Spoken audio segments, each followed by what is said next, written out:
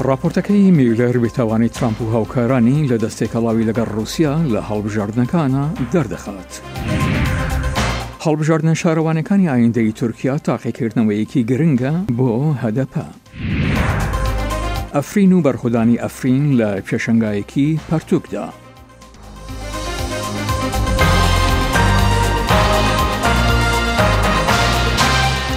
تەماشاچێ لە خۆشەویستی دەمەتان خۆش لە واشنگتن دیسیەوە خۆشهاتنەوە ڕای بەرنامەی کورد کۆنەکشن ئومیدوارم دەمێگی خۆش وەلمان بوونە سەر. سلااڤورێز ئەم ژێ ئەمریکا دەست بە بەرنامەیە دیکن. سەرۆکی ئەمریکا دۆناڵد ترامپ و هەڤڵبەندên ویên سیاسی سەرکەفتنێک قەزەنج کرد دەما ڕاوێژکارێ تایبەت رابرت مۆلەر ڕاگەهاند ku ترامپ چ پەیوەندی لەگەل دەستێوەردانا رووسیا دە هەڵبژاردنên ئەمریکادا نەبوون. د کۆمبوونە خۆیان لەگەل سەرۆکوەزیری ئیسرائیلێ بنجامین نەتەنیاهو ترامپ دوێ مودا سەرکەفتنێدا بوو لێ ئەو هینجی تۆرەیە لە دۆر ڤەکۆلینان و کەسێن پشتگیریە وانکری گەلک هەڤڵبەندên وی دەستگەهên مەدیا رەخنەکردن د ناودەژی پەیڤدارە کۆشکە سپی سارا ساندەرز و سیناتۆرێ کۆماری لینزی گراهام گوت ئێدی دەم هاتیە کو ئەڤ ڕووپەل بێ قوڵپاندن. دەموکرات دخوازن بەرفرەهەیەن لە دۆر راپۆرتا مۆلەر ببینن و ئەو بە تایبەتی باڵێ دەکشینن سەر گومانە هەولێن بەندکردنا دادوەریە ji aliyê ترامپ دەما درێژە ڤەکۆلیناندا.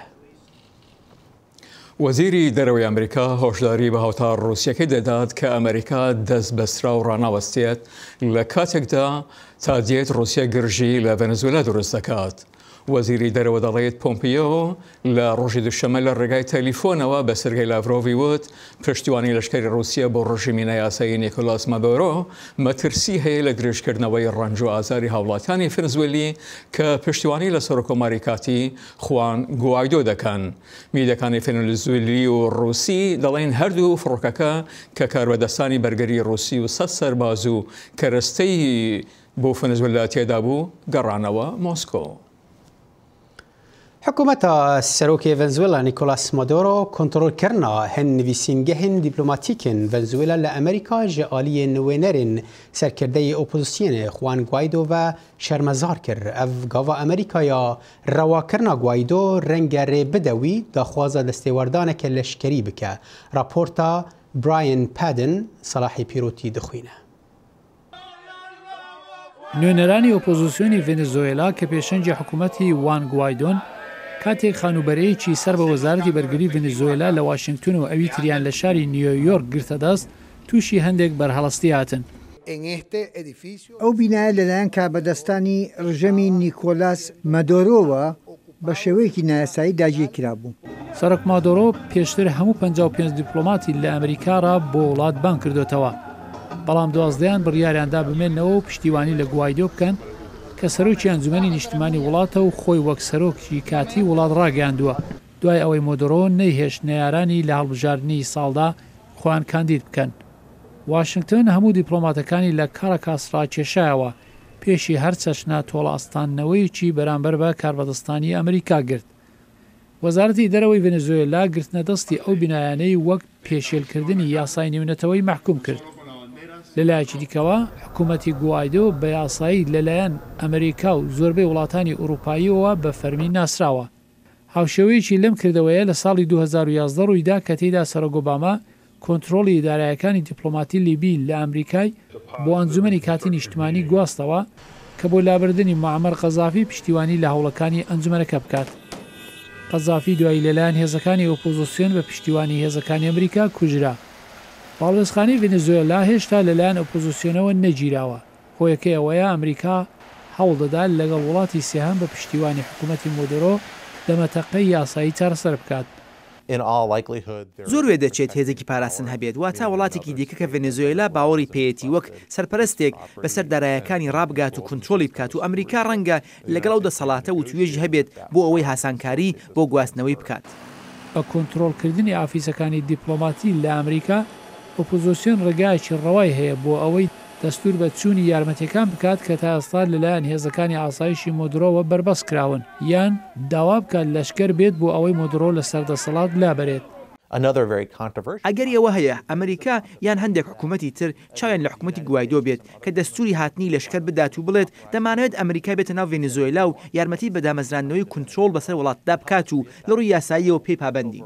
گەرچی مۆدرەوە هەروە لە کاراکاز لە سەردەسەڵاتە ئۆپۆزیسیۆن ئێستا لە ئەمریکا بەلایەنگری لە ڤێنزوێلا قسە دەکات و ڕەنگە بە زۆری هەوڵ بدات لە نەتەوەی گرتوەکان و ناوەندەکانی نێونەتەوەیی نوێنەرایەتی وڵاتەکەی بکات. پاشەوەی دەوڵەتی ئیسلامی لە ڕۆی لەشکریەوە شکستی هێناوهێزەکانی سووریای دیموکرات بە خوێنی هەزاران لە شەرمانانیان سەرکەوتنیان ڕاگەیان سەبارەت بە کورد ئاخۆ هیچ لە بارودۆخەکە دەگۆڕێ. هێمنە سەیدی لێکۆڵەڕ و چاودێری کاروباری ڕامیاری لەو بارەیەوە دەڵێت.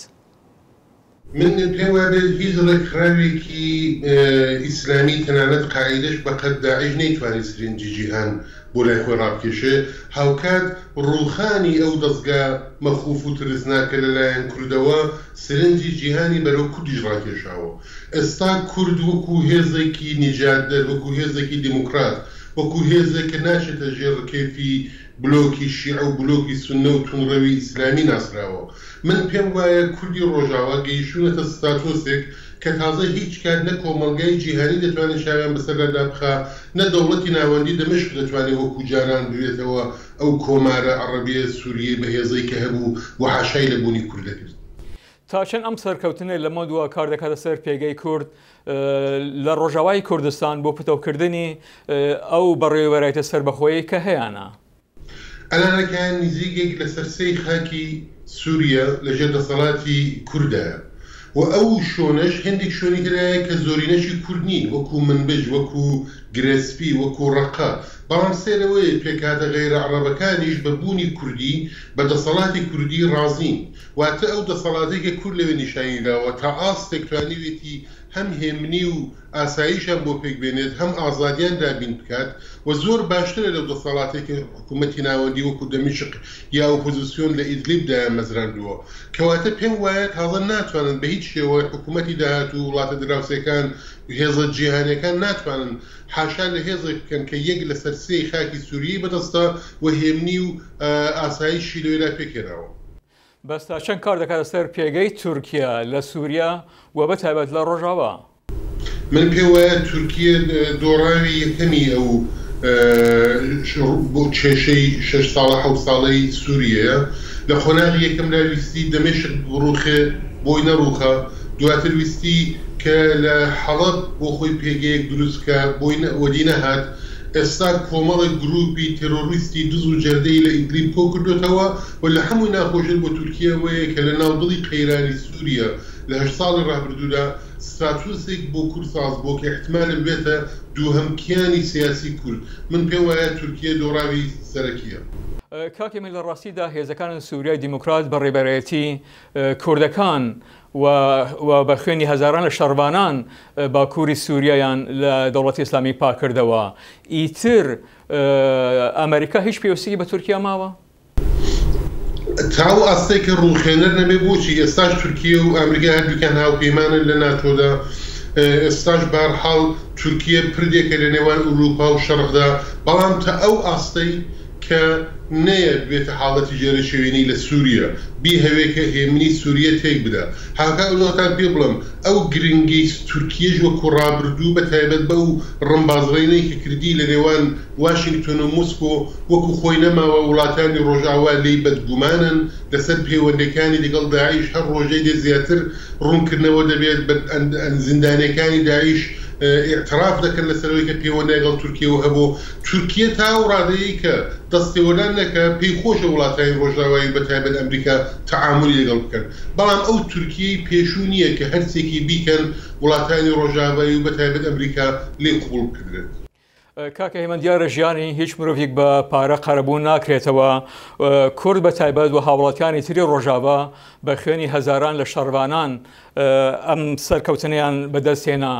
کورد چاوەڕوانی چ جوورە قەرەبووی دەکات لە وڵاتانی ڕۆژاوا و بەتایبەت ئەمریکا؟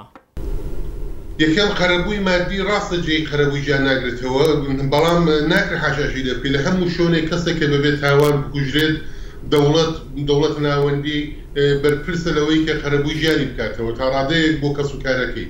دووهەم ئەوەی کە دەستکەوتی کورد یا قەرەبووی کوردەوەیە کە دەخاوەنی ستاتوسێک بێت لە سووریەیەکی لامەرکەزیدا و هەروەها جیالەوەی کە خاکی بەدەست بێت ئامانجەکەشی کە ئامانجێکی دیموکراتی کە ئامانجێکی سێکولارە ئامانجێکی یەکسانی لە نێوان ژنوپیاوە دیموکراسیکی ڕاستەوخۆیە ئەو ئامانجانش کە دەتوانێت تەنانەت کلیدێک بێ بۆ قەیرانەکانی ڕۆژهەڵاتی ناوین دەبێت لە بەرچاو بژیرێت وە کورد هەم وەکو خاک هەم وەکو ئینسان هەم وەکو بیر و بۆچوون دەبێت لە سووریە ببیندرێت.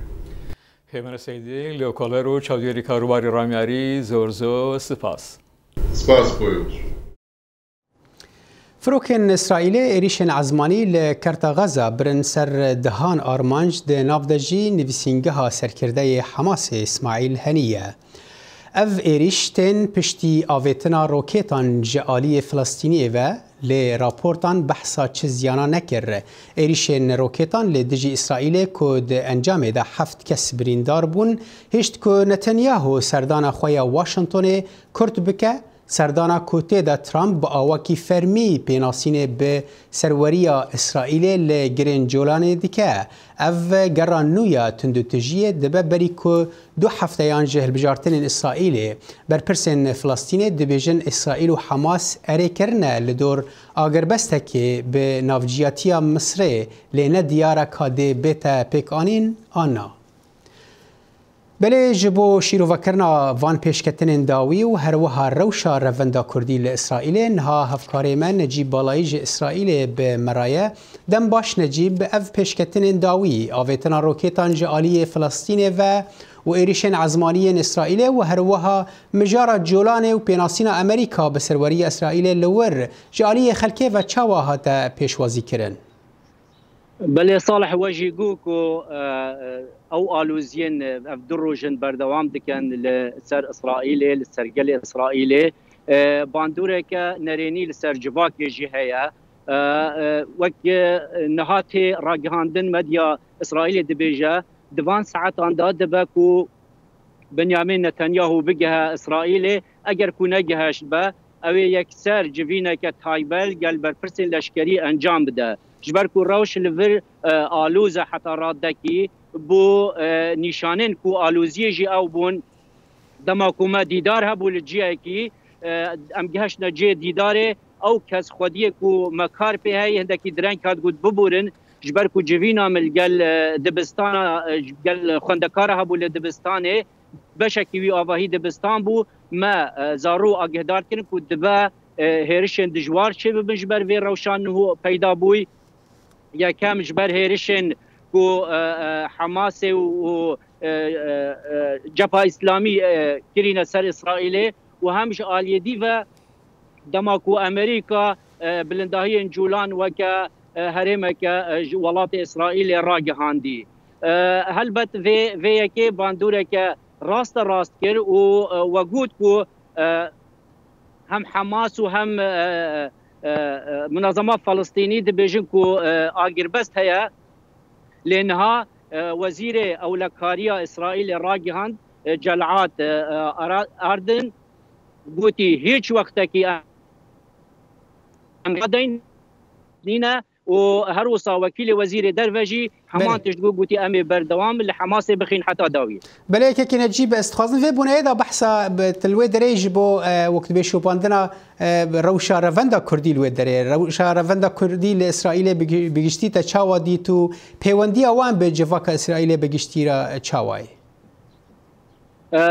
صالح اف چند روزن ام ناوا جواکا جهوین کردین اسرائیل دانه ما کسی جهره من جدا دیتن روشاوان حتی رادکی باشه او همو هر چه هرم هاتبن گلی و گازنده هبون جدما دست پیکه چه ین سال سها هاتین ین سال پنجی یکی هاتین یا جی سال هفتی هاتین گلی و گازنده هبون که روشاوان گلی خرابو لین هر روشاوان باشه تنایا و خودی کارن و هر کس کاری خودی که سیمای سرکه ناوا جواکا جهوی کردین اسرائیل دا من دیتین و من تبینی کری اوکو هیجی جواکا که گرتی مایا دلیل گروه آوه که جی اوه دماکو کرده کی جهو جزا خوبه چوی جنک جه هولیر اینایه یا جوی کرد یکی کرد هولیر به چوی جنکی ارمیه اینایه یعنی ویواری دا هم جعالیه جواکی و جن اینان و خزم کاریه جیدا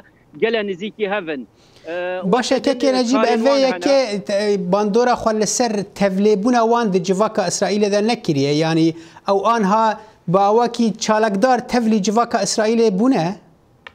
بله بشوکه گشتی یا راستی جی ما دخواست ام مردخاجی ببینن وزیر بروانی بره لگوتی کو اوی سوز دایه بو چه راگهاندن آخوه گلک کردن دن هنه هم جنرال لشکریه دا هم جی دو عمل دیوانا اندام انجمنا شارداریا اورشلیم بوین کره یودا بن یوسف کره حاخام دهوک بو یکمین حاخام دهوک شالوم شمعون هر وصاج آلیه دو ضرورت وان بونا مدير دماغه بونا خودی شرکتا و حتی کو اندامکی کنیسی هیا کردن کردستانی که نجیب یعنی روند کردی استخوازم بهتر هنه که او بکم جبر براسی مجارک بالکشه پیوندی اوان به سیاست را چاوایه ام دزانن کرد لحریم دروشک سیاسیه تبلی هفدانه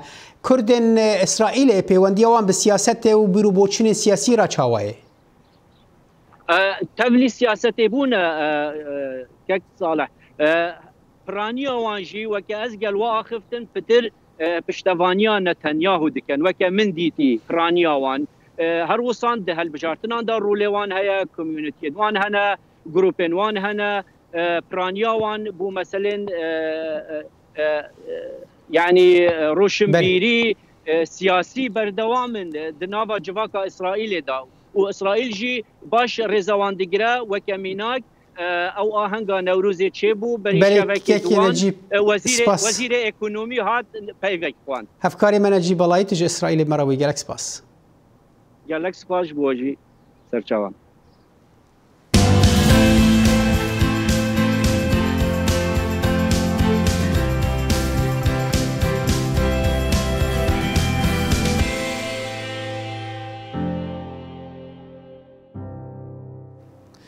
هەڵبژاردەکانی ئایندەی تورکیا بریاروایە لە ڕۆژ یەکشەمەی ئایندە بەڕێوە بچێت دەنگدانەکان وەکو تاقیکردنەوەیەکی گرنگ دەبینرێت لە ناوچە کوردنشینەکاندا بۆ پارتی دیموکراتیکی گەلان هەدەپە پەرلەمانتارانی هەدەپە و شارەوانەکان لە زینداندان بەڵام کاندیدەکان هێشتا خۆیان کاندی دەکەن دۆریان جۆنز لە دیاربەکر ئامەدەوە ئەم ڕاپۆرتەی ئامادە کردووە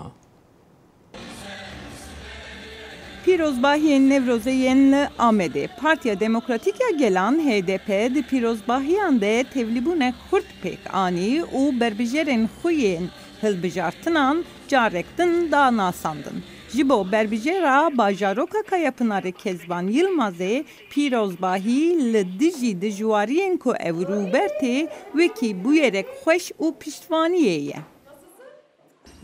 gelek caran hêzên ewlehiyê bi enqes bingehên me yên dengdana dorpêç dikin û rewşeke bitirs ji alîgirên me re çê dikin. Operasyonên polîsan di jî partiya me dîsan dest pêkirîne.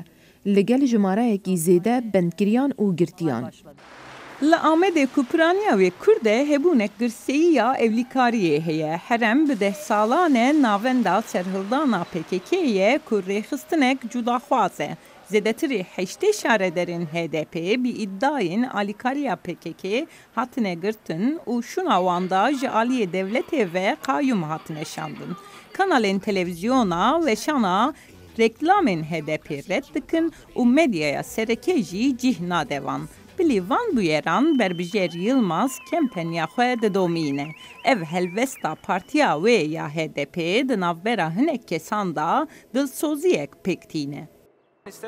تو نکاری حزب غمگینیه نکی لسر وی هلویستی فرق و جداهی هم بر HDP دیتا کرن او نکارم براوانی جخو بکن دی دزگهن را گهاندنینا زور بند لسر آزادیا ما هیا Li Amedê gelek kes bo nûçeyên HDP kanalek televizyonê ya ji Ewropayê weşan dike temaşe dikin. Medya civakî jî beşek giring ya kempenyaya HDP'ye. Çok yaygın yani. Telefonên destî zor berbela bin û her tem di destê xurtan de heye û her wisa pîrokalan heye. Bû nimûne xwebexş hene jiyana wan pitere ji 5 salan wêne û videoyan digirin û hevbar dikin. 50 yaşında arkadaşlarımız bile var yani. Serokoma Recep Tayyip Erdoğan hişyar dike ku dibe ku ev şarederin nû yên werin hilbijartin ji şaredartiyê bixînin. Berbijer Yılmaz goh nade ve gef û tehdîdê. Hevalên me ê niha girtîne û li bendîxanê karekî xirab nekirîne. Wan hewl dida da ku baştirîn karî ji bo xelkî bikin. Her wisa em şûnpêkên wan berdewam dikin. Em dê alaya xwe her heldîn û eger hikûmet me jî bend bike, hevalên me wê li dûv me debên û xebata me berdewam bikin. Li vê heremê hilbijartinên roja yekşemê ew di navbera Erdoğan û HDP da bibe qada şerê îradeyê. Di demekê da ku hilbijartinên şaredarî û encûmenên xwecihiyên 31 vê mehê li Tirkiyeyê nêzik dibin, partiyên AKP û MHP li Enqera rêveçûneke mezin li darxistin. Peyamnêrê me li Enqera li wir bû ev raport amade kir. Recep Tayyip Erdoğan ji bo hilbijartina 31 Edarê ji aliyê paşva hejmartin dest pê kir. Êdî hilbijartin ber bi rojên dayîva diçe. Di vê navberê da îttifaka komarî duyemîn mîtînga mezin li Enqerê çêkir. Li gorî zanyariyên fermî 405,000 kes beşdarî vê mîtîngê bûn. Di vê mîtîngê da hevgirên îttifaka komarî her yek li gorî xwe peyamek da. Di rojeva serokkomar û serokê giştî yê AKP Recep Tayyip Erdoğan da mijara terorê ya serokê giştî yê MHP Devlet Bahçeli da jî beka ango mayîn û nemayîna Tirkiye hebû. Di rojeva beşdervanên mîtîngê da jî bala wan li ser qezençkirinê bû. Şans nadin namzedê CHP Mansur Yavaş û dibêjin namzedê AKP Mehmet Özhasekî dê vebir qezenç bike û em ê hemû roja 1 Nîsanê cejna serkeftinê pîroz bikin. Cumhurbaşkanımıza destek. Em jî bo alîkarî dayîna serokkomarê xwe hatine. Hûn jî derûdor dibînin. Süper e. 1 Nîsanê da em ê cejnê bikin. Alîgirên AKP û alîgirên MHP cuda cuda beşdarî vê mîtîngê bûn. Di renk, devecû û îşaretên destan da jî ev gelek baş diyar dibû. Ev mîtîng li gorî dilê beşdervana bû. Ji vana Aden Çaglayan dema hestê xwe vedibêje. Dibe ev hest nayê gotin destê jîn. Bugünü yani anlatmak. Ev rojahanê mirov nikare vê bêjît. Bes tenê dikare bêjît. Hûn jî dibînin ev hemwelatîn me wek lehiyê ne. Dema mirov vê joşê dibîne, nikare tiştekî dî bêje. Layinên AKP û MHP bi alên xwe na, bi ala Tirkiye di vê mîtîngê da cîgirtin. Her du hêl jî bi qezençkirinê bawerin û dibêjin bi îzna Xwedê wê serkevin. Bi îzna Xwedê di vê hilbijartinê de em ê bi ser kevin. İnşallah encama hilbijartinê dê gelê me aram bike. Bi destûra Xwedê ev hewldan dê serfiraz be.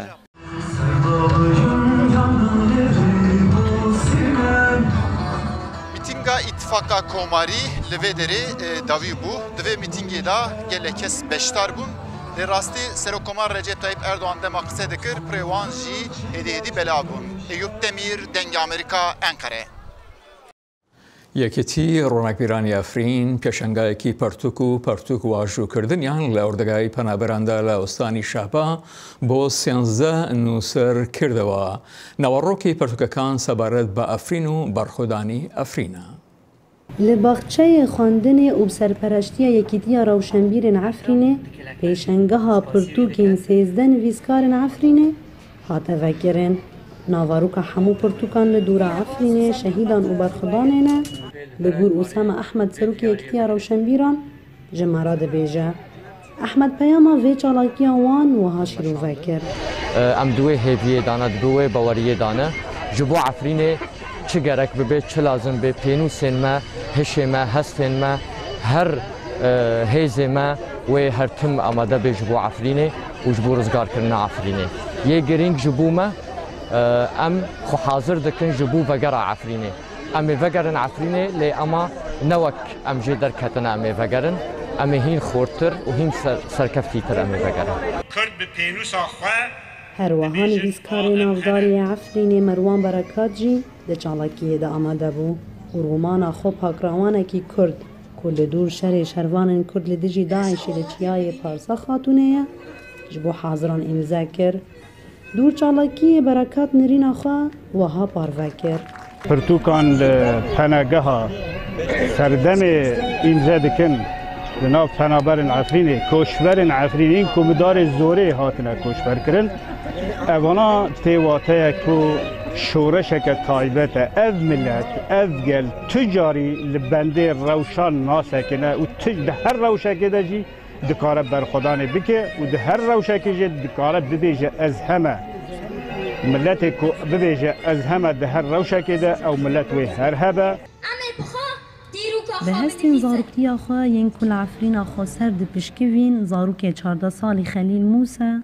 هولدا ایشا پنابرتی یا گل عفرینه به پیوان بهونه و بسرنا و آراستی آورینه پرتوک آخوا لکامپا پنابرین عفرینه امضا کرد.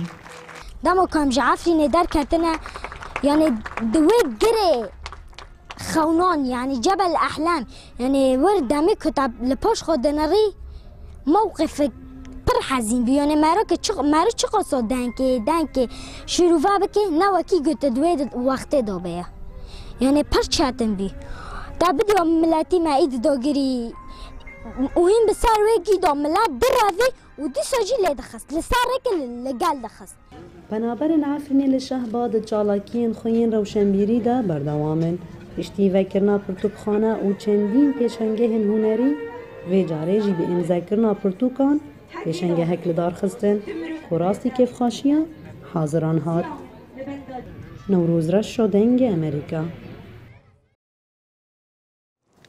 میدەکانی دەوڵەتی ئیران دەڵێن بەهۆی لافاوەکانی ڕۆژی دووشەممە لە چەندی لە ناوچەکانی ئیراندا فەرەتر لە 20 کەس کوژراون لە کاتێکدا بەکارهێنەرانی تۆڕە کۆمەڵایەتیەکان ڕەخنە لەسەر و کۆمار و کاربەدەستانی خۆجەیی دەگرن لە چۆنیەتی سەوداکردن لەگەڵ کارەساتەکەدا. وتەبێژێک بۆ ڕێکخراوەی بەڕێوەبردننی تەنگەشەکان بە ئاژانسی پەیامنوچەی دەوڵەتی ئیرانی وت نزیکەی هەر 31 ئۆستانەکان ئیران بەری لەفاوەکان دەکەوتون. ئاژانسی پەیامنوچەی میزان دەڵێت سەرروکی دادوەری ئیران ئیبراهیم ڕەئیسی فەرمان بە کارمەندەکانی داوە لە سەردانی ئەو ناوچانەی بەری لەفاوەکان دەکەوتون بۆ لێکۆڵینەوە لە کەم و کۆڕیەکان. بريكك جاني او لفاو لهريمك برفره لو هريمه شيبون وزيانك براسيج جهاد قالك ناوچكاني روجالاتي كردستان جي غرده دبر بنر هجال لفرم دگهن داويه برنامه كرد كونكشن تا روجاينه هر شاد و بختور بمن خوش